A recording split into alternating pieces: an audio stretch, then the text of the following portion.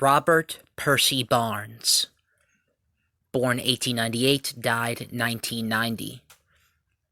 African American organic chemist. Robert Percy Barnes was an organic chemist with a distinguished career. He was one of the first African Americans to hold a faculty-related position at Amherst College, his alma mater. Barnes also served on the first National Science Board of the National Science Foundation beginning in 1950.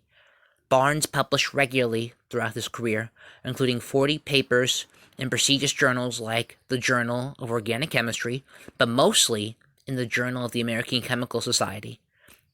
Barnes was born on February 26, 1898, in Washington, D.C., to William and Mary Jane, née Thomas Barnes.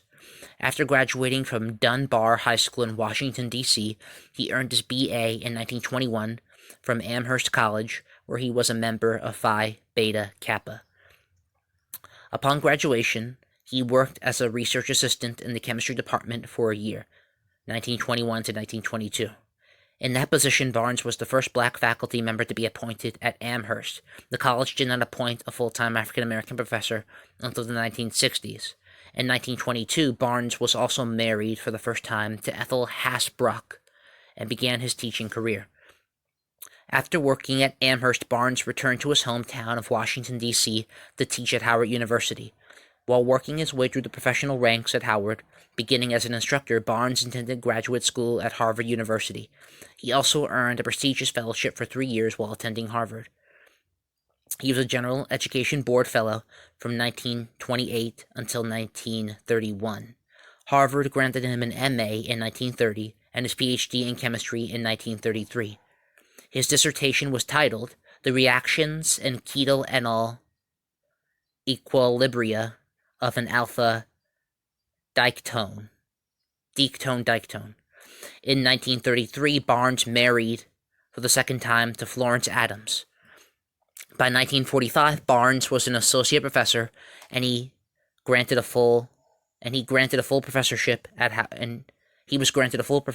Howard that same year.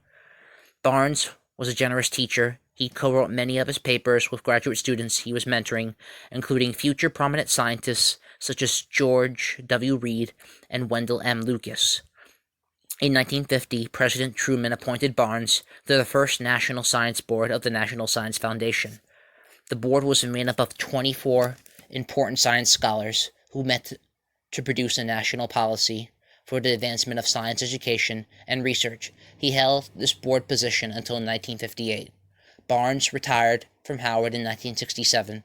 He died on March 18, 1990, in Washington, D.C. Citations and sources for this audio are in the description.